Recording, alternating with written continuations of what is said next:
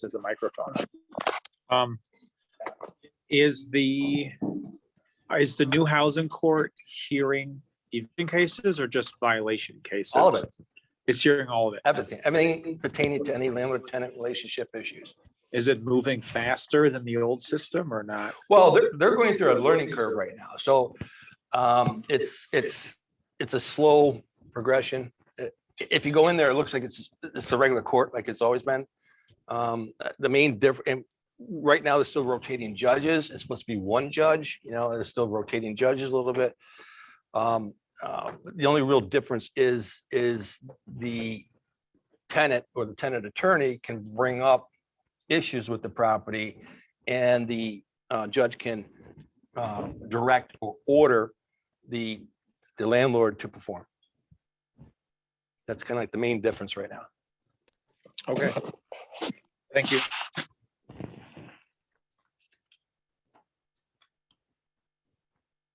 What else we got? Let's see. Moratorium, EPA. Any questions? You can ask questions anytime. Anything in there? Beth? Mm-mm. Nope. Yes, sir.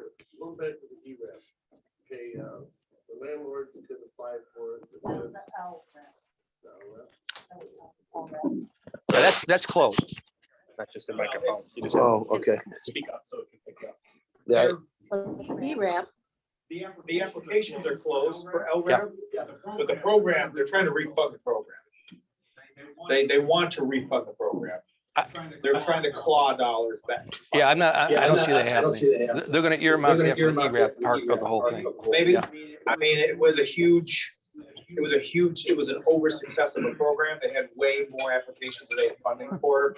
But you're right, if they only have a limited fund, they're gonna fund the ERAP program because it's more tenant Yeah. focused. The word out there everywhere I'm hearing is that we're not gonna see any big chunks of money come in at us anywhere, state or local. They have a 2 billion surplus and who knows? well, the question I have is, if they do, the money does become available, can you refuse it as a landlord? A great question. Yeah, you can. There's one problem with that is, and that's covered in the website. If you ever get in there, they have an FAQ for all that stuff. So yeah, you can refuse that, but if they've been qualified, let's give an example of 1 year, they consider it as being paid, whether you take it or not. You can't evict for that 1 year. You can't get a judgment for that. You can't evict for that.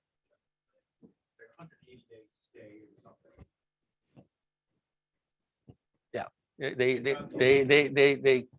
saw that coming, so they killed it right away. So it's pro tenant, they did their job, money's there, you didn't take it, tough. You don't get a judgment, you don't get a eviction, move on. That's what they're saying.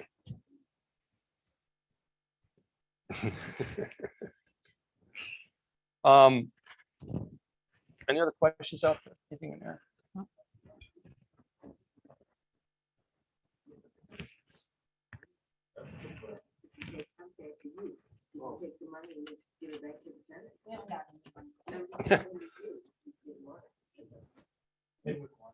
Once you got the money, you can do whatever you want with it. If you want to trade that for cash for keys, that's your business. I've done that before. I've actually done that in one case. I got the ERAP money. It says, here, listen, I'll give you half of that. Just be out by next weekend. It's I'll help you with the move out, right? So yeah, on my 14-day period quits, I have a little. I didn't tell you about that yet. I have a sentence put in there that if you move voluntarily, we may be able to assist with your moving costs, just to get them to think a little bit, rather than wait through the 14-day pay to quit and all the evictions timeline. And there is one other local funding that's out there.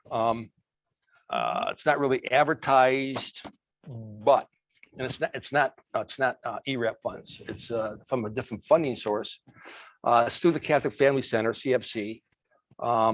It's money, again, earmarked specifically for tenants who are at risk of becoming homeless or evicted. And the criteria for that is they must be 6 months or less behind in rent. They must have a pay or quit notice or a court date. They must prove that they can pay ongoing rent going forward. And what was the other? Oh, if there's any rent more than 6 months, you have to have a bona fide written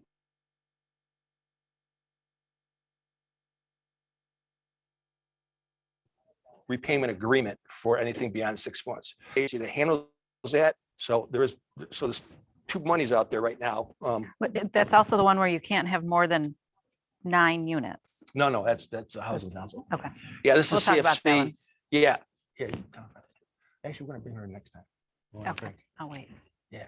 No, we can talk about it now. Yeah, so there's 2 different funding for the same earmarked purpose, and that's for the tenants that are heading to court. And that's all the money that's out there. And Mr. Phipps from the city, who was, on the high end of the food chain of knowing about this stuff, says we don't anticipate any more money, worth even to talk about coming their way. I mean, money's kind of done out there right now. So. I'm just looking up the details right now. But I think if you go to the Housing Council website, there's a program where it's kind of similar to what Carl was talking about.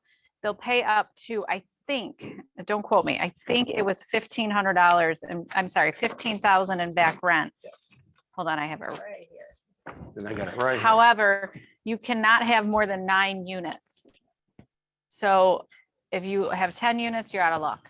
I believe it's per owner also. So if one owner owns 3 different LLCs and it's 10 or up, you're not qualified.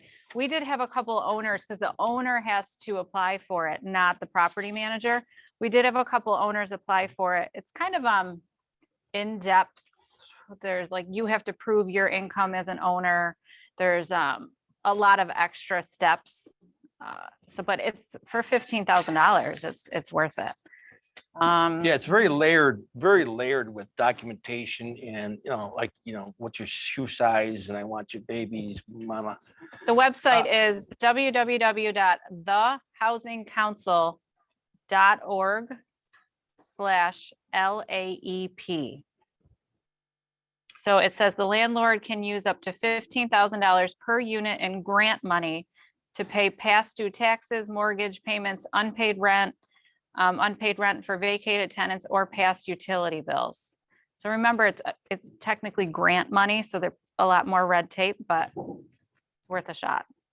Yeah, they call it the vacant unit program, the code violation program, the eviction prevention program, combined together up to 15,000 per unit.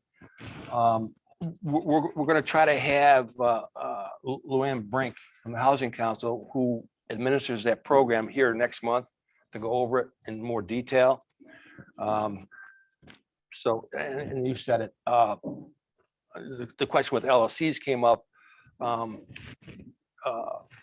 Regardless of how many LLCs you got, if you're involved with all of them or any one of them, it can't be more than 9 units total. That's units total, not 9 properties. They're trying to target, obviously, they're trying to target the small time landlord, trying to save the little guy out there. So that eliminates some of us. Yeah, so Michelle just made a good point. The property also has to be located in the city of Rochester. And you can use, like Carl said, there's a bunch of different things you can use it for, not just unpaid rent. If you need to rehab a unit, if you need to clear C of O violations. So it's a pretty good program, if you ask me. Yep. Why don't you put the website in the chat? Okay.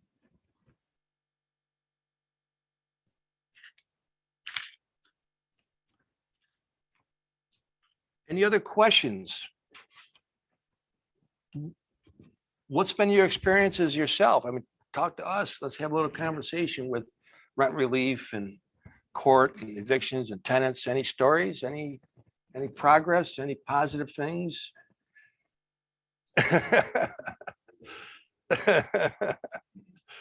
The misery table's over there. Okay, we'll Just what they do, they fine them if they try to take them to court after they filed for the ERAP or? but Repeat the question. yeah, repeat the question. landlord if the landlord took them for eviction and they had already filed for the E-rent. Well, remember, everybody has an attorney there, so they can use legal aid. I'm sure legal aid is asking the tenant, have you gotten rental assistance? So if they say yes, they'll just throw your case out. Yeah, so those Mhm. cases there, pre 15th, January 15th, you already had a case. At any point in time, they could come in and says, "Hey, I've applied." That just stayed that case down the road. Mhm. That's what that does. And we, just for a timeline, we had somebody this week who went into court and she had not filed for any kind of assistance. She went to a table, filed it, and she automatically got rescheduled for February 24th, I believe, just to revisit to see if she applied. So it got pushed out 4 or 5 weeks. So, Well, I'm glad that the declaration's over. There was a racket up there. What, you don't go up there, do you, much? mm-mm. What went on up there was just like bizarre. All they needed to do was sign that declaration. They come into the courtroom, legal services are outside, judge says, get outside and talk to them. That's how they get, it all happens right there. And at that point, they don't have a declaration. Oh, I got one right here. Sign it. Boom, right there. Okay, judge, we got a declaration. See ya. Boom, down the road. Almost all the cases were like that. So that's why there's 1,042 Mhm. that they need to unravel in the next month or two. So I'm glad that's over, declaration. And I was on the Zoom with Alex the other day. It was funny. He goes, I was surprised. Alex is a director of homeless prevention, and he's really up to speed with grant money and the courts and what's going on from the nonprofit side of the spectrum. He goes, I checked in with the court a couple of days ago, 32 cases filed. I'm surprised there's not been a huge, massive surge. I had to jump in and says, Alex, this is the calm before the storm. Give it 3 weeks, because most of us waited till the 15th to serve 14. those 14-day pair Mhm. quits, right? And so we can't do anything for 4 days. It's, come back in about 2 or 3 weeks. Let me know what your numbers are. So there's going to be I anticipate a big surge, 3 to 4 weeks of cases starting to get filed. We'll see what happens. What else we got? Other questions? Michelle was a big help. She copy and pasted pretty much the email that we got. Thank you, Michelle. Yes, You're Michelle. awesome. Any other questions out there? People on Zoom, you sleeping? What's going on?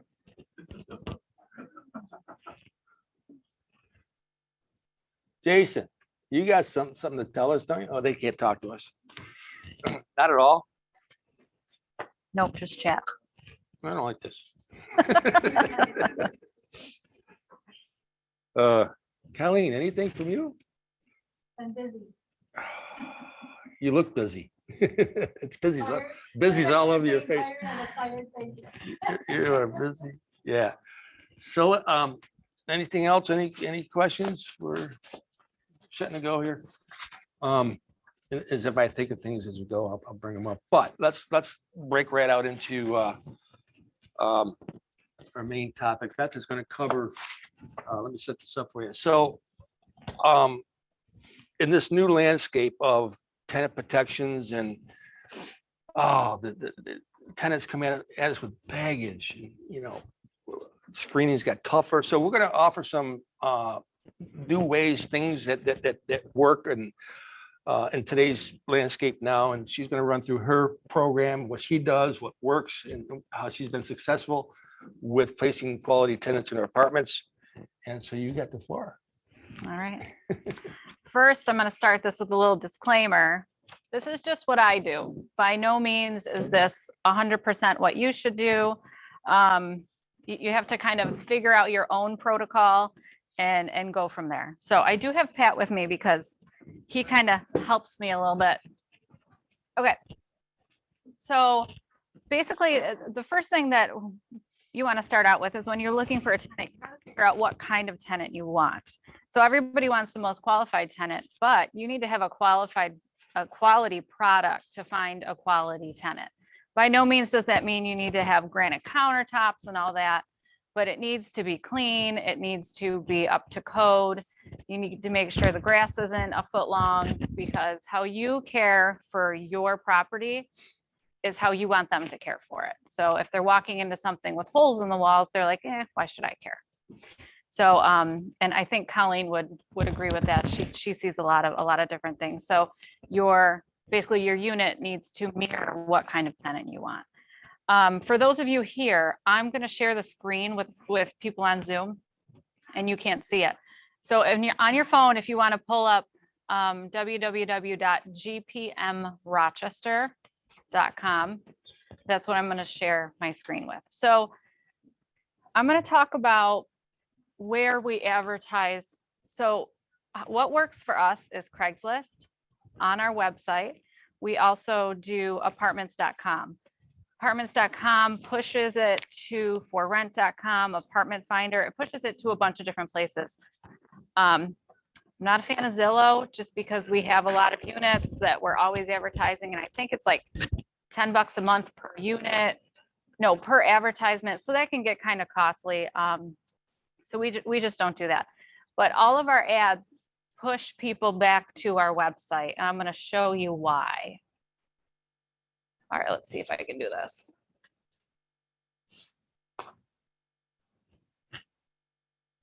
Did I do it, Andy? Yeah, you're on. Okay. You're on. gpmrochester.com.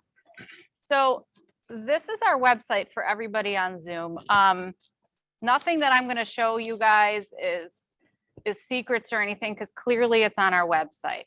So when tenants go to our website, you can see all our kind of options at the top. Available rentals. When you click on there, right away it tells the tenants, or prospects, I call them, is exactly what is required. Okay, so you can read through these. I really don't want to go through them because I'm going to touch on them later. Right now, I just want to show you how we advertise and why we advertise this way. So as you scroll down, you can see all of our units that are available. Okay, it tells you the address, it tells you the rent, it tells you shared driveway, no driveway, it tells you if you have a garage, if there's a fridge and stove included. So there's all kinds of properties in here. And if you notice, what we have is we have a virtual tour. We also have pictures.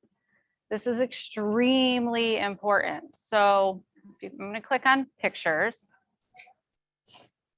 So we have outside of the house. We have pictures of the backyard, the driveway. Look, washer and dryer.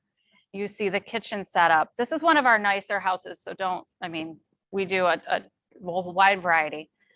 But you want to show every nook and cranny of that house, because a tenant is going to look and say, okay, is my bed going to fit here? The last thing you want to do is have go to a showing and they're like, oh, my king size bed doesn't fit. And then you just wasted 45 minutes showing it. So I think that's very important that you just show all of the property. And I'm just toggling back and forth. And then all of the information. Obviously, it says right here, all open houses are performed virtually on our website until you have applied and are approved. So I can't stress that enough, because it saves so much time. We used to have somebody who worked 30, 35 hours a week just showing properties. And you and I both know that a lot of people who show up aren't qualified. So now they have to be approved before we will show them. It will tell you everything about the property, and we kind of have a strict format for that. So it's very kind of uniform. So I'm going to, and if you notice, our website just takes you to the Craigslist ad. It's nothing super fancy. You are a dream for real estate agents, because you've got all the pictures. You don't got to do that. Yeah, I know. Makes it easy. Thanks, Carl. Now, this is another one that we started doing this during COVID. And one of the blessings in disguise with COVID is obviously we couldn't show open houses, because we should just do open houses. Now, like I said, you have to be approved. This virtual tour, all it does is take you to a YouTube page. This is literally Pat with his cell phone walking into the house, showing the flow of the house. So I'm just going to scroll through here. I mean, you guys can watch it at your pleasure, but you're showing them how the house is laid out.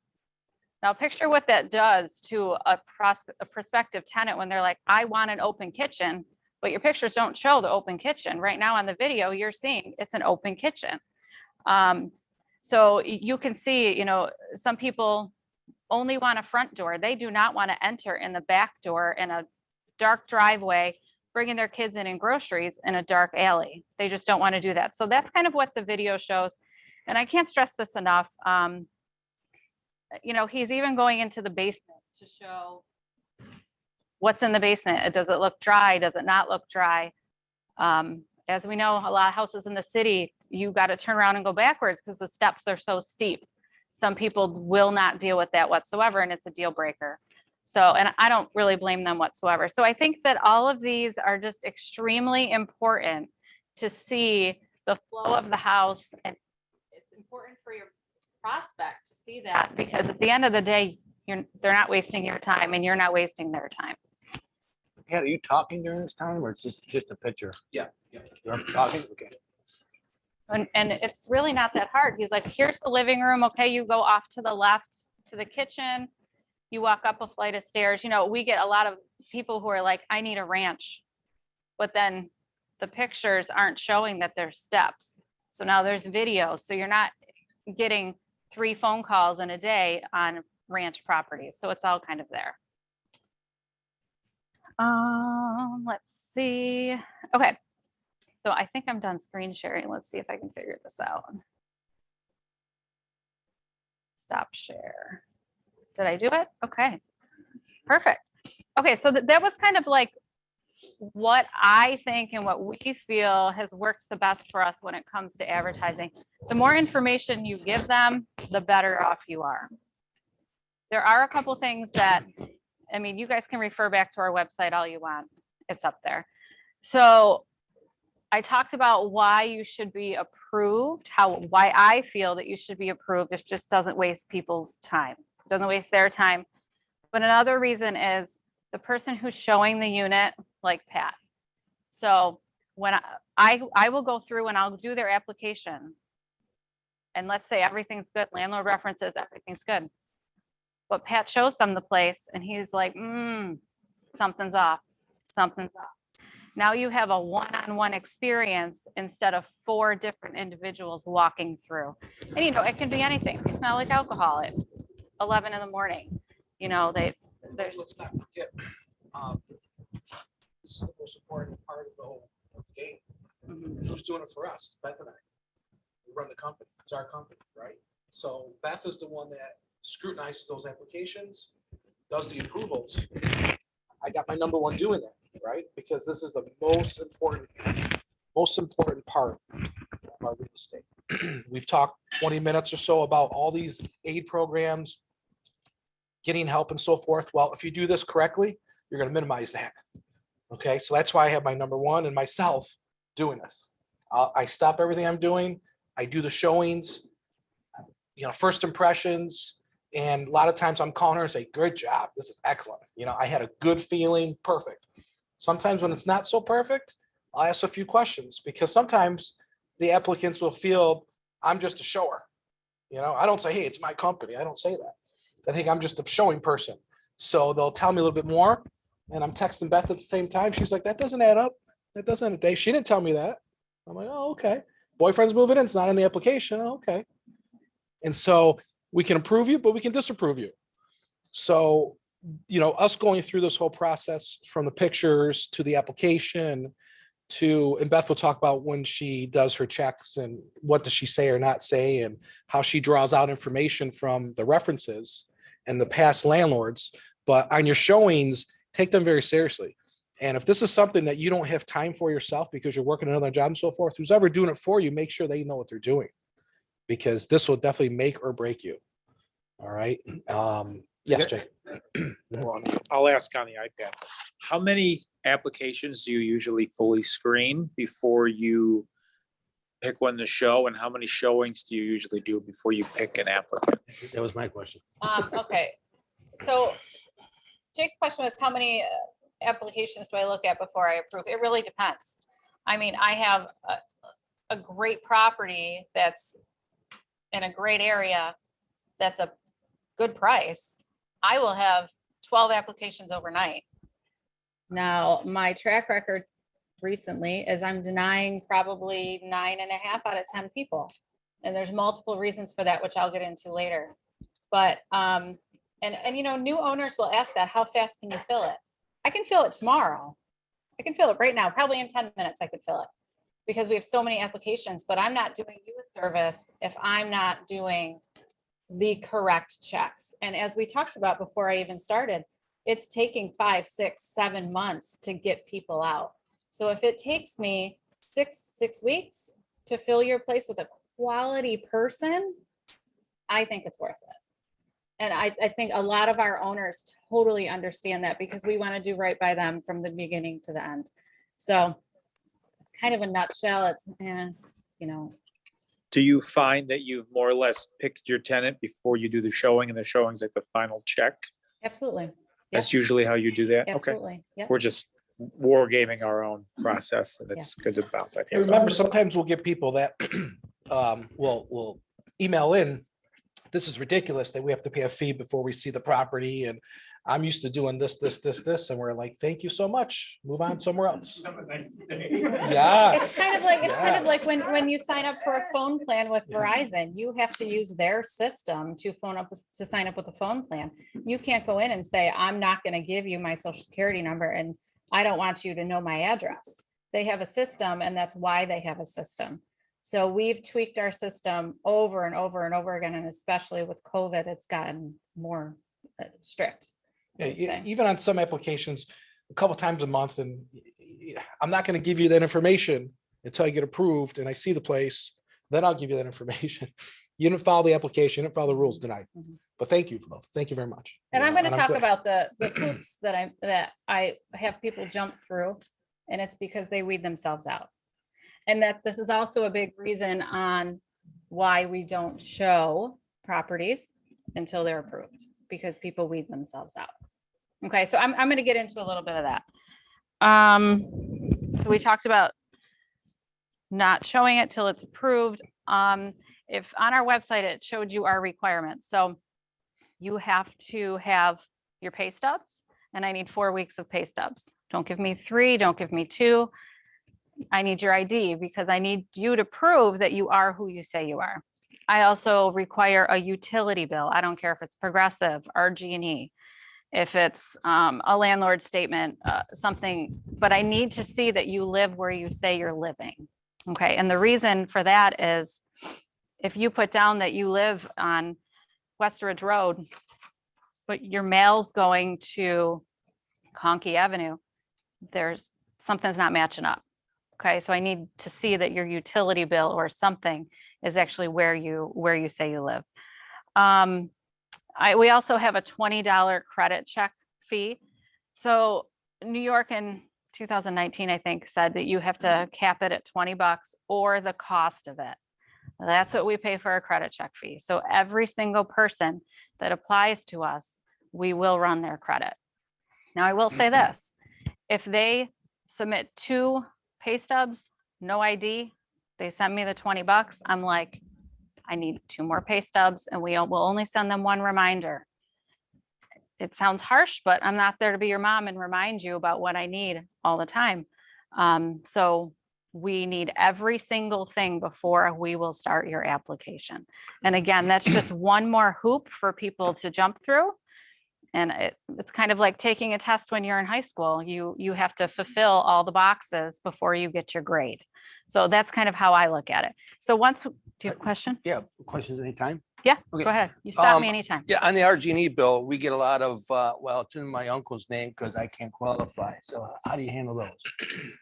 You'll see it on the credit report, why they don't qualify. I mean, if they can't produce an RG&E bill because it's in something. Well, like I said, any utility bill, water bill, Okay. Progressive, Verizon, Anything that gives me AT&T, address. anything that, basically, I just want them to prove that they live where they say they're living, or their most recent address. What's your minimum for a credit report? As far as That's up to you. Yeah. We look at the picture and it states on our website, we're looking at the person as a whole. So if they have a low credit report just because they have a gazillion dollars in student loans, it shouldn't disqualify them. Or they have no credit. Maybe they've paid cash for everything their entire life. It doesn't disqualify them. So we look at the picture as a whole. Okay. So next thing that I have is we run the credit report. I can't say, don't be a cheapskate loud enough. Run the credit report.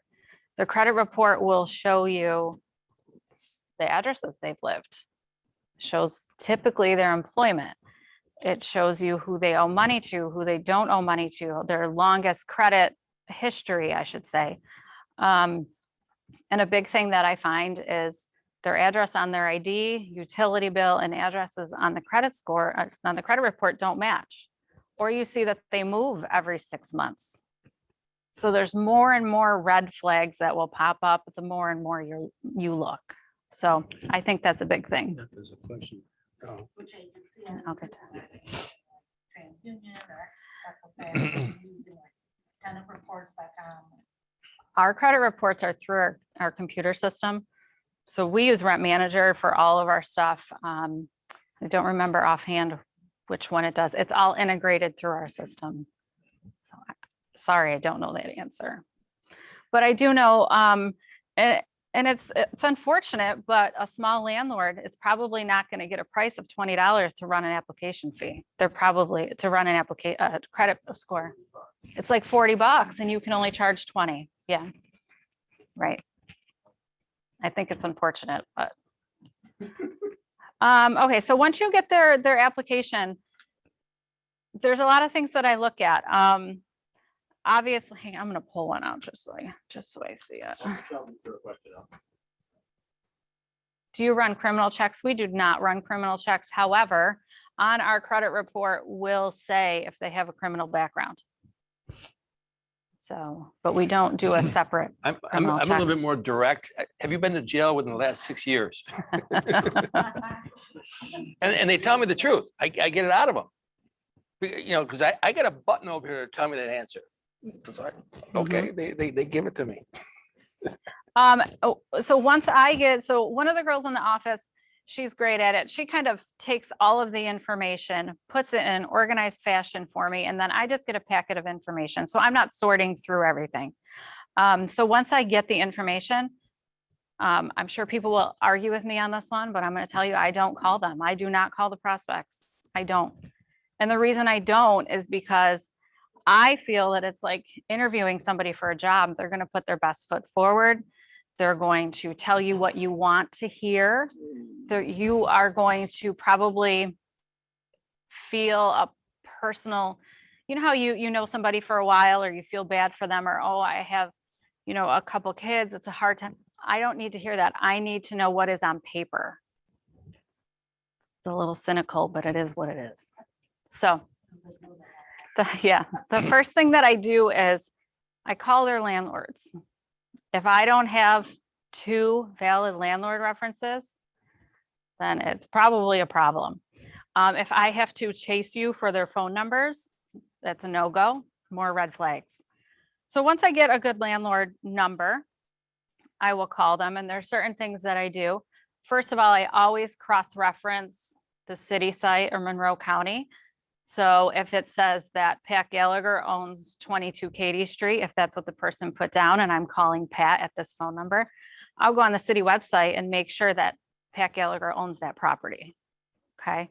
Now, Pat Gallagher may hire a property management company. Typically on the city website, there's a contact for the property management contact. So I know I'm talking to the right person. Okay. Sometimes that stuff is not up to date. There's ways around that to ask questions, which I'll get to. City site. Sorry, I'm just checking my notes. You can Google the phone numbers too. So if they have a phone number, Google it, see what comes up. You never know. Or do a reverse phone number check. You never know. So once I get the landlord on the phone, typically I'll say, hi, this is Beth from Gallagher Property Management. I'm calling for a reference for Sherry, who says she lives at 22 Katy Street. Oh, yeah, okay. I said, oh, can you tell me a little bit about Sherry? Very, very open-ended questions. I am not saying XYZ, give me a yes or no, XYZ, very open-ended. I want the landlord to do the most talking and I'm just listening. So, like I said, the first thing that I say is, can you tell me about Sherry?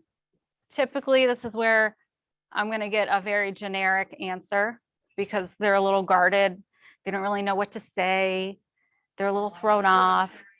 Right. So they'll be like, oh, Sherry's lived here 2 years and her rent's 700. She's got a couple kids and she works a lot. That's kind of the generic answer. Okay. My next question is, can you tell me about Sherry as a tenant? So they already gave you their kind of generic, so what I'm looking for, safe answers, right? Now they're ready to, they're like, oh crap, what can I tell this person? I already told them everything that I feel like I'm okay with saying. That's when they'll just start talking. They'll tell me what they want me to listen to, and I'll listen. And oh, okay. I'm not asking follow-up questions because I want them to keep talking. And then typically the last thing that I'll ask is, did they fulfill their obligation as a tenant? It's a very open-ended question. Take it how you want. Don't take it how you want. I usually get the information that I need to hear off of those 3 questions. Yeah, question. Mhm. So on calling land, how do you handle first-time renters then? It's a tough one. I mean, I still call mom and dad or aunt and uncle, but like I said, I have to look at the person as a whole. And the reverse phone, is that a paid service? Mm-mm. No, just put the phone number in, see what pops up. Just on Google. Yep. Okay. Another thing that I would say for, okay, so this was a great one. I had this one yesterday. This person said they lived at Banbury Apartments or something like that. So the phone number wasn't working. So I Googled Banbury Apartments, called that number, and it was weird. It wasn't working. There was something clearly wrong with their phones for the day. So I text the person and I said, your landlord's number is not working. Can you get me a good number? She texts me back a number. I call that person. Hello? I'm like, hi, calling to do a landlord reference on Sherry. She says she lives on Banbury Apartments. Yep, I'm the property manager. Okay. So I said, oh, well, Sherry, can you tell me about her? Well, it's 44 Banbury. And I'm like, okay, so what's the address to Banbury Apartments? Like to the complex? Because you and I both know the complex is not number 44. It's a range. Well, I don't know. I'm just a property manager. You know, And then I go, can you, I'm sorry. I go, oh, I guess I don't have this information in front of me because I like to play stupid a lot because then they think they got me. Oh, I don't have this information in front of me. What's the phone number to Banbury Apartments, the office? Because I can't find it. I just don't. I said, okay, I think I have everything I need. Thank you. we know where that went. The other thing is, make sure pay stubs, there's got a lot of fraudulent pay stubs and websites to make pay stubs. And some look really good, right? So, but that's increasing, these websites with these fraudulent pay stubs, and you'll get those submitted. So be on the lookout for the pay stubs, make sure they are accurate. And one thing that we do find on pay stubs is the calculations are off, but the biggest one is they're using different fonts. So if you're a legitimate company, I don't care if you do your own payroll, you're using one font for the paycheck. It is what it is. So different fonts, the company name and the address don't match, Google it. It is what it is. And you can buy the fake pay stubs for, I think, like $9 online. Now, really, you legally can make your own pay stubs, like if you work for yourself, but it is illegal to use them as income verification. So there's a lot of things on pay stubs that you can find out. I mean, year to date, they're already making 60 grand. It's the 27th of the month and they make $14 an hour. It's math. So that's one thing to look at. What else can help me? Well, the landlord references are getting worse and worse, like more Mhm. question marks, more denials. Yes. So uncle's playing landlord or something because the applicant will have a poor background. So that's been on an increase. So, and it's kind of fun when you find somebody that, you can, even the person lives at 100 Main Street, say, hey, they live at 90 Main Street. Oh yeah, 90 Main Street when it's 100. I mean, you can have fun with it as long as you want, but again, just ask some good questions. If it doesn't feel right. So ask more questions, but, so uncle who's, sitting as the ex-landlord or current landlord, it doesn't take much to get them, okay? But very important that you do a good job there. And people will talk, and you don't need all the details, right? If they'll never rent to them again, that's enough for a lot of us. I'll never rent to them again. Okay. Can you share some details? No. Okay.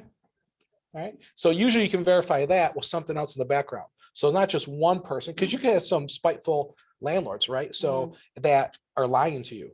So you don't want to go off of one landlord. So that's why it's a totality of the application, everything, credit. Especially in today's market, because a lot of people are selling and they want to sell their unit vacant.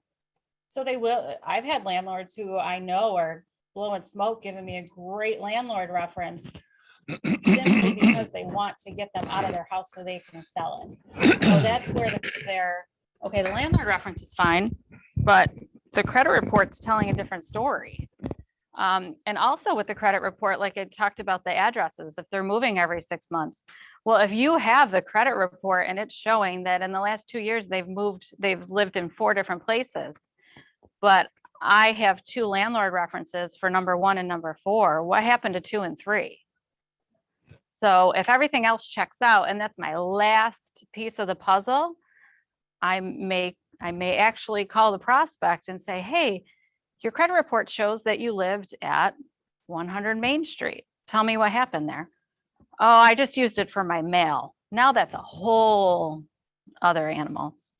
So it's really just putting the pieces together and making sure that this person is being honest. Yeah, 2 days ago, another management company texted me about a reference. And so I found out, I said, I'll give you $250 if you give them a second chance. They're like, no, thank you. No, thank you. Try to offer money. Try to help out first month's rent. So maybe we'll up it to 500 or 1,000. So, but that's all I wanted to hear. No, thanks. Okay. Yeah, Michelle just said they check social media. I check social media all the time. But be careful on the social media though. Yeah. Because it can be discriminatory. It can. But how you're you looking at the view it, whole you're picture. right.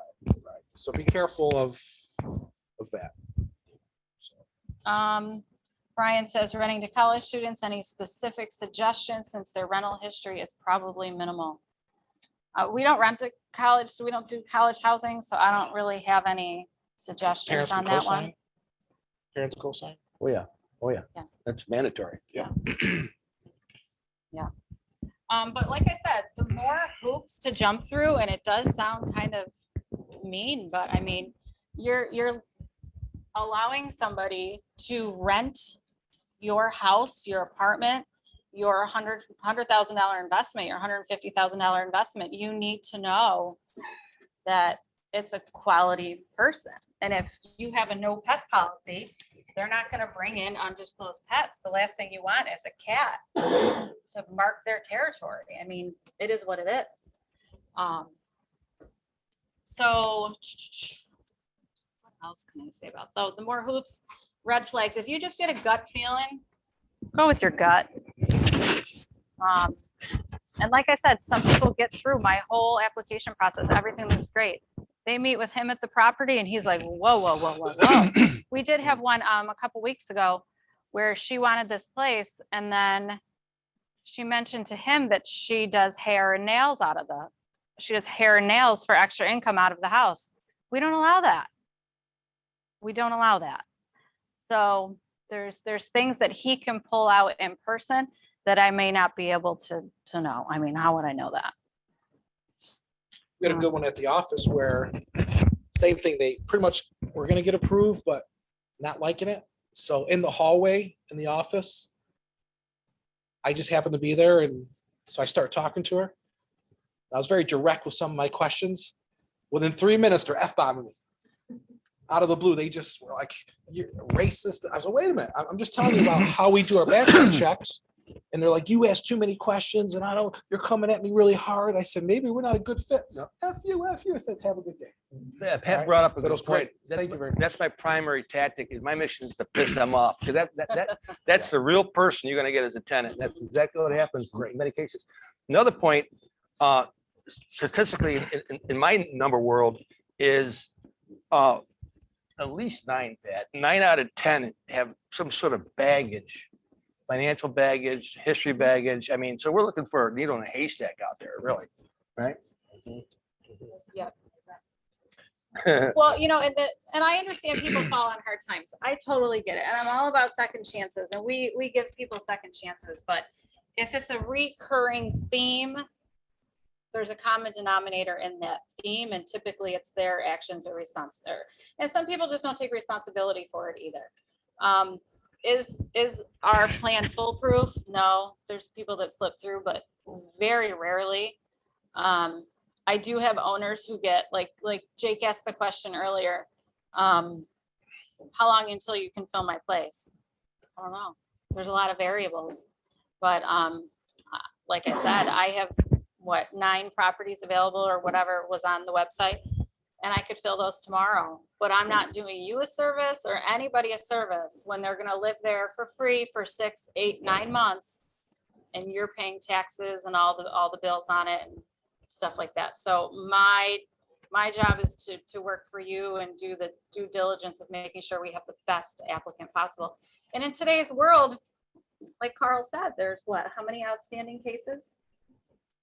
Well, backlogged is 1,042 and about 50 new ones. So you got 1,200 people who are in city of Rochester court facing eviction. How many of those people are just going to choose to up and move? So now you have a huge influx coming to you. And when I hear that people don't charge application fees, I cringe. I've talked to some people, one who's on the call tonight, who I hope I steered him another way, but he called me one day and was like, "How would you handle this? I'm overloaded with inquiries about my unit." Overloaded. And he was calling each one and talking to them and finding out all this stuff. And I'm like, just put it on paper, let them bring it to you, you weed through, then you have them do the showing. And I think that hopefully really helped him, because first of all, it was a great area. So you have tons of people that want it, and you're weeding out the people who don't qualify. So with him calling these people and getting a feel for them or whatnot, I understand that later down the road. I do, but right off the bat, to me, it doesn't make sense. That's a recipe for burnout. That's a burnout job right there, right? Y'all know what I'm talking about. Yeah. Do it their way. And also, always keep track of your denials. Keep track, because they'll come back 6 months, a year and a half later. So always have a little file. And then we're kind of shocked on some of our, and with this said, there's a lot of good tenants out there too. We've been very fortunate, and I was in Brockport today on a Section 8 case, and the tenant says, "Can you take off your shoes?" I was in Brockport. I'm sure, or have booties or something. But right there, I'm not offended. I'm like, no problem. I got booties and stuff, but I love that. Okay. So that's someone's taking pride where they live. And sure enough, I was there for a couple hours and it was great. No problems. And so no matter if it's Brockport or the city, there's a lot of good folks out there still. Okay. You just got to find them and take good care of them. Absolutely. All right. So there's a lot of little things you can do. This big snowstorm we had, you have a 3-year tenant that's been paying you. Go ahead and take care of their driveway. I know single family homes you don't plow, but you know what? You got to think of those things. The good payers, they've been there. They want their carpets cleaned. They've been there for 3-4 years. Get their carpets cleaned. Stuff like that. It just goes a long way. And we're kind of shocked at some of our tenants that leave us, and we're happy that they do leave. We get very few reference calls on that. Oh, Who's taking these people? it's insanity. I'm telling Pat, I'm like, I maybe get 2 landlords a month calling us for reference. We have 600 properties. And 600 tenants times how many tenants we've had over the years. And 2 landlords call me a month for a landlord reference? Well, the reason, That's- with, and during COVID, created that issue because just think of the other side. You've had a tenant not paying for 5, 6, 7, 8 months. Oh, I gotta get a body in here paying money. And so you kind of bypass that. You got money now, I'll take it. And bypassing that long-term approach. I see a lot of that going on because of the very reason they're financially strapped because of, the moratorium and COVID and all that. So, And another thing that I think has really made a difference, at least for us, is, again, if you go to our website, we require 3 times the rent. It just is what it is. If Very rent's standard. 800 Yeah. times 3, that's what you need to make across the board. There's no wiggle room. It is what it is. So the people, it drives me nuts because I'm like, save your $20. Like, you don't make 3 times the rent. Why are you even applying? And, I understand that certain people are on fixed incomes. I get that, but our qualifications are our qualifications. And if I bend it for somebody, that can be skewed as discrimination. So my qualifications are the qualifications. There's no bending. yeah, there's an exception to that. Do you have a question? Yeah, Dick? do you do 3X for tank or for gross? Is that gross? or Ah. net? Good question. I use net, Net. not gross. Yeah. It's what they have at the end of the day, cash on the table that I'm looking for. After the car payment's gone and this is gone and that gone. But then you gotta watch if they're claiming 8 exemptions. Right. So their net's really high. Maybe they're just doing it for 2 months to secure a place and then, Mhm. so you gotta kind of watch all aspects of that. If they have 8 kids, then okay, fine, but So, but the exception might be, let's just take section 8, right? So you have a fixed subsidized portion and they have to come up, say $300 a month. I qualify them on $300 a month. I don't consider it a fixed amount, right? You do the same thing? Even though, 3 times the rent. even with section 8, Right. Now, if Section 8 or DSS or any agency is paying full rent, 100% of the rent, legally, you can't do 3 times the rent. However, if it's partial, you can. That's what I do. so you consider the section 8 portion as part of their income. Uh-huh. Okay, yeah. same thing. Now, Brian and Lisa asked, how do you classify 3 times the rent, security first, last? No. Well, first of all, you can't collect last month's rent anymore. That would be illegal. But,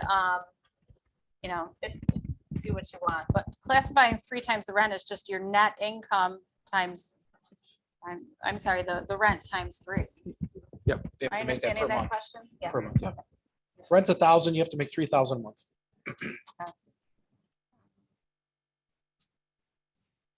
What? Oh.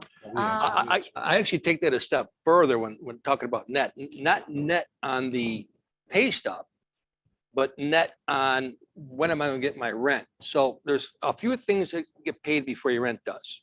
That's a car payment, that's childcare. They're getting paid before your rent. I take those things out. Car insurance comes out, car payment comes out, childcare comes out. That becomes my net times 3. Really? Fill out Yeah. some You kind a of, stickler. like, worksheet or something that tells you what their car payment and their childcare is? How do you know what it is? Well, first I ask them. Colleen's asking, do you have a worksheet for that, what their childcare is, what their car payment is? How does he figure that out? I do. I have a scribble sheet that I ask those specific questions, and for the most part, it's verbatim. They don't fib on that. They tell me the truth, pretty much. Yep. Now Carl does things a lot different than we do. Yeah. I told you my system. Carl has been doing it for a gazillion years. He has a different system. So it's really figuring out what works for you. Good point. And it depends upon size. You're going to have a different system and program if you got 10 units versus 600, right? So, and it depends upon your style. Are you the talking type, the person type? Your risk tolerance is important. Your added, just your whole makeup is going to create your process to screen tenants. When you get this big, you're going to be doing a lot more stuff like this. And Rightly so. And I can't stress enough the behavior at showings. Some of the stuff that we see is, it's out there. It's out We had there. a lady today that was complaining because her daughter rented a place from us. She paid security first month's rent. And the mother wanted the money back because the place was, the area was terrible in her opinion. So she was being real belligerent on the phone. So I get sent out for those calls. I like those calls. I mean, I have no problem. She didn't move in yet, paid, signed. Here you go. Here's your check. Go ahead, go. Right, and a lot of Don't even people, know. right, and I think some landlords would be like, nope, you signed a lease, blah, blah, blah, you know what, cut your losses, this is not the type of person you want to deal with for the next 12 months, 6 months, even 3 weeks, I wouldn't want to deal with that. And if at the end of the day, but my feeling is she chose the apartment, she walked through it, she put down the deposit, it was her decision to take that unit. Now, our security deposits, when you get approved, our security deposits are huge and bold, non-refundable. I know it's a security deposit, I know different laws and so forth, but non-refundable. This is why it's non-refundable. And I explain it to them. I take it off the website. I'm not showing it. I'm telling people I'm turning them away. It's yours. It's done deal. And it says non-refundable. They sign right there. So in this case, she got her rent back, but not the security deposit. Right. Okay, so I'll go to court on it. If I lose, I lose. But it says it right there, non-refundable. I always explain, that's why I do the showings. I get them in, and then I move them in. 99% of the time, I move them in. And there's been times at the move-ins, something went wrong, and I'm like, yeah, I don't think this is a good fit. Rare. Or the personality has completely changed from the Yes. beginning to the move-in, yeah. If it's not a good fit, it's okay. I'll give you all your money back. Right? I mean, it depends. It's, sometimes you lose a little bit, but then at the end you win. All right, go ahead. What's your sequence between application, deposit, first month's rent, and lease signing? What's your flow? You mean time? Like, you take the application first, then you run it. Then you Get approved. deposit, lease signing, and first month's rent. What's your order? How do you sequence? Is your mic on or no? No? Okay, so Jake wanted to know, all right, go ahead. Do that one more time. I'll ask again. What is your workflow for after you've shown them the property? Then the steps that are left is your deposit, your lease signing, your first month's rent. What is your process for that? Okay, so first there's the application, they pay their fee, they get approved. Once they're approved, we reach out and say, okay, Joe Schmo, you are approved for this address, when can we set you up with a showing? They go to the showing. They like the place. Okay, I want to put down a deposit. Great, go to the office, call them, set up an appointment. Sometimes there's a week time frame. They're not showing up with the deposit. Guess what? I'm still advertising that apartment. I am still showing that apartment. Until we get that deposit, it is fully available. Sometimes I'll take the deposit on site. They're approved. I like them. It's only one person. And they want to give me the deposit, first month's rent. I'll give them a receipt. Save them a trip to the office. Sometimes with 4 people been approved, 4 people for one spot, and then 2 people trying to give you money. I like them all. At that case, we can say, well, you know what? We will get back to all 4 and see if we can pick the best one. Because we don't want to lose the 4 of them. We want to get the other 3 to a different place. We did all the work, we approved them. So let's keep them in our system. So that can get a little touchy because sometimes it's first come, first serve, and then they're all racing to the office to throw the money down.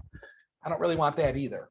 So I think the biggest thing is they see the apartment, security deposits next, non-refundable. And then the day of move-in, if you show up without money, you are not moving in. And that's when you do the lease? Typically we'll have them come to the office to sign the lease before the move-in, and then they'll go meet Pat at the property for the move-in. Sometimes they'll docu-sign. It's really depends on their availability. You take the first month before you give the keys. Absolutely. Absolutely. No doubt. Don't have to do anything Wow. different. now there's times that we move people in like the 3rd week of the month, a week early. But RG&E goes in their name. They still have to pay us for February rent. So we get February rent, security deposit, and they move in January 20th. I'm okay. It's a vacant house. We're paying RG&E. Let's put somebody in there. As long as you switch to RG&E, it's a week free. Hey, it's great. That's our gift to you. They love that. And I they do I love that. I'm not charging them prorated for 6 days. Sometimes it's been 2 weeks, depending on the property and where it is. Yeah. Move in for free for 2 weeks. That's our Middle little- of winter. Question? You take water deposits. We pay water on all our properties The question was, do we take water deposits? Now, why do we pay water? because tenants always consider water different. So if you have that, they're responsible for water, they'll pay their rent, and then water when they get to it. It's another hassle. You're always chasing it. So we have water provisions in our lease. If they go over a certain amount, they have to pay the difference. Obviously, doubles and triples, you got to make that judgment call if there's laundry on Right. doubles and triples and so forth. You know, if your water gets too high, but on singles, we pay water for everything. Some new owners come in and like, yeah, I don't want that. But once we explain why, they understand. Yeah, and especially because all water bills will come to our office so we can monitor it. All of a sudden, if there's a $700 water bill, well, something's leaking. Well, if that water bill is going to the tenant and they're not looking at it, or they don't care, they don't notice that the toilet is running. And then all of a sudden, you don't realize the water bill's not paid until they're on your taxes next year, and it's $1,400. So that's one way for us to monitor it. And it really hasn't done us wrong. And when it's explained to our owners that way, it's no issues. And I like to do the move-in where, if possible, have the lease and all that signed prior, smoke detector forms, lead, have as much as possible done. So when you do the move-in, I have a move-in form, you know, good, better, best, but that I'm very vague on that move-in form. I don't check every box for blinds and window here, no. I'll just put in there if it's been rehabbed, new floors, new kitchen, whatever, new vinyl windows. My pictures show everything. So my pictures, I open every drawer, every kitchen cabinet, door, everyone, take a picture of everyone underneath the same, everyone. In the So, oven. Yeah, oven. I always do the model serial numbers of the oven and fridge if they're yours. Okay, so I take a picture of that. I had one tenant left with the appliances. We tracked them down, called the police, and we got our appliances back. Okay, because we had pictures of the model serial number. So it's not over 20 years. That was just one time. But we take good pictures, approximately 35 to 50 pictures per door. Okay, so if it's a double and one apartment and a double or a single family home, depending how big it is, between 35 and 50 pictures. Because anytime you go to court for security deposits, and I'm doing security deposits, right? We have to get there within 14 days, do the whole thing. That's me doing that. And you know, your move-in forms mean one thing, but when you have before pictures when they move in, after pictures when they move out, that's the proof in the pudding right there, right? So if you go to court, you just submit those pictures and say, hey, there's wear and tear, then there's abuse. And we can make a pretty accurate decision on which is which. So don't skip out on the pictures. That's why when move-ins, if I have to sign the lease at the move-in, where I have to go over it with them, we have 2 leases with us, one for me, one from them. They sign it. They got 3 kids running around. That's a long move-in. If you got to sign the lease there, and then your lead form, your smoke detector form, your discrimination form, and then you do the RG&E reads, the kids are running around, then you're trying to take your pictures. It's like 45-minute move. Yeah, I'll always So, separate that. yeah. Very important. Pat, I got a question. So when they sign the lease, that's when you collect the deposit, right, in full? Yes. Yeah. The deposit? No, Well, no. I mean, they can, Security deposit, they sign a security, non-refundable security form. And then when, That's after they've been approved. after they've been approved, Okay. yes. And then we'll set up a separate appointment for the lease signing before the move-in. And that's when we'll take the money for the first month's rent. Gotcha. and if they pay me at the showing, because they're approved, I like them, they like us. If they pay me at the showing, no problem. Then they don't have to bring it to the office, but they still go to the office to do the other paperwork. So whatever your system allows is fine. You know, what do you want to do? But just keep consistent, keep thorough on that. And, you know, doubles and triples, I always mark the meters, what's up, what's down. You'll have the meters and nobody knows what apartment it belongs to. So when you take these properties over, when you first get them, if they're not marked, make sure you mark them. What's up, what's down at one address. That's frustrating when it's snowing out. You're taking pictures of everything. You got to call it in. It's okay. And then you go back later with a marker. And so try to do that when you're first there initially, when you get the property. Okay. It's also a good thing is anytime you take over a new property, you acquire new property. If there's appliances, get pictures of the model and serial. Same thing with the water tanks and furnace. Because if you have problems down the line and your technician goes there, did you get the model and serial number? Oh no, I'll go back. Imagine if you had that in your database. You know, so, oh, it's a venter motor. Okay, I got the model and serial number. Okay. It's a gas valve. Oh, okay. It's a ream. No problem. So that little stuff, it just helps. Efficiency. All right. Our vacant properties, we turn the water off. You know, we're not winterizing the house, but just in case a furnace stops working, the house has been vacant for 2 months. It's happened already once to us this year. On a double, we thought we were protected because one side was rented, the other side wasn't, but the one that wasn't froze. Pipes bursted, everything. It's weird on a double. I've never had that on a double. Yeah. So, but on singles, I would just turn off the water, run the lines, turn off the water, keep your heat going. Yeah, the side by sides will do that. Top and bottom typically don't. But sometimes the basements are warm. I thought would be all set, but so these little things just make you efficient when you get there and just get that information, take those pictures. And again, I'm a firm believer, if you're not good at any of these steps, make sure someone is, you know, you delegate someone that can help you out. Because there's a lot of part of property management that I don't like, I'm terrible at, I don't touch it. Don't And touch it. you know, there's people out there who will place tenants for you. And then they get paid and their hands are done with it and they walk away. And we've been there, done that. Been there, done that. If I ran my own properties, I would do it myself. Absolutely. Unless you have a property manager that you trust, fine, let them do it. But I don't think that because you own 5 units and you just don't want to screen your own tenants, that you should hire somebody who says they can do it, but there's no skin in the game for them. The skin in the game is huge. Any other Nice questions? stuff. You ever go visit them? Once you get an application, you go to their house and see, like we've I do. taken a lease with us to drop off to let them read it. The question is, do you ever go to a home and visit them before you basically approve them, right? Or before you let them move in? Carl? Absolutely. That's the number one thing I do. It's the home visit. So important. Very, very important to have that home visit. What you see is what you get. You get to verify all kinds of stuff because what you see is what you get. And it's not only that, you show up to an empty house, a vacant lot, you show up to, if it is empty, I talk to the neighbor. Oh yeah, they were the worst people in the world. All kinds of stuff at the visit. That's part of my approval process. Yeah. Any other questions at all? I had one for Pat. So you have a form for the security deposit. I'm not sure. I haven't seen this form, but where I'm getting here is make sure you have a contract when you get the security deposit. I actually have a separate contract to rent. It's very basic. Here's what you paid. Here's what's due before you get keys. This is non-refundable. It's a contract. They're signing a contract that they're going to rent. It's not the lease. That's when I get the full security deposit, not part of it. And then the lease could come later at a different time, not at the move-in, at a different time. Sometimes when I do that, like them, I might take the contract to their house for the visit. Here, take your time and read this. I drop it off, make sure it's ready on move-in. So if you have any questions, that's when we handle that whole thing. So it's a couple ideas there. If I may, can I? Yeah. On the pay stubs, a couple things. At this time of the year, have you received your W-2 yet? This time, get those W-2s. Very important, right? January, February, March, April sometimes. A lot of times these jobs are really turnovers. I started 6 months ago, 7 months ago. Make sure you get a verifiable start date. When did you start? November.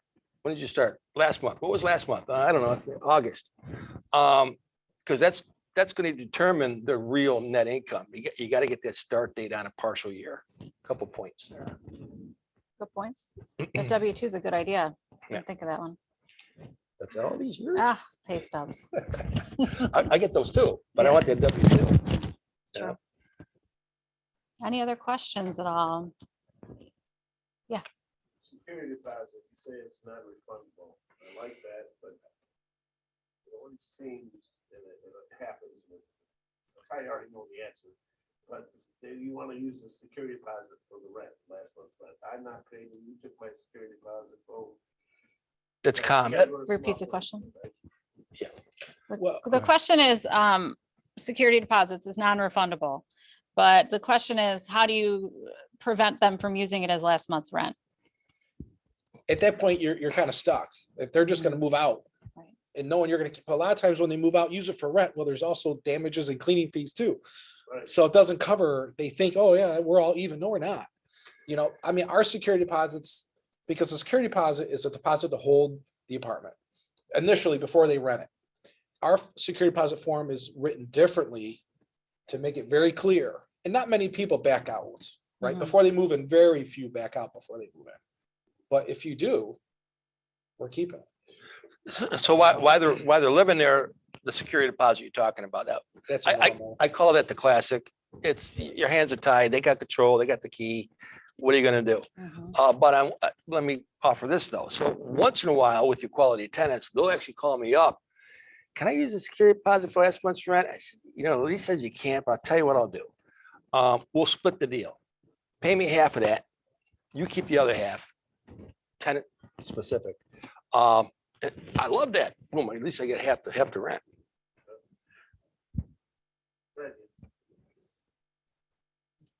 All right. Hope you found this think that's informative a little yeah. bit. The Zoom folks, any No. last minute stuff we're about to check out here? We've been going over them, so I think we're good.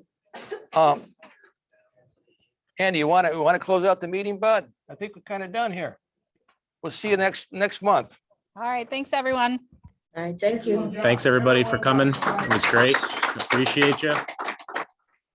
Next meeting is the Aries meeting, alternate real estate investing strategies meeting. It is a morning meeting taking place on the 3rd. We'll see you there.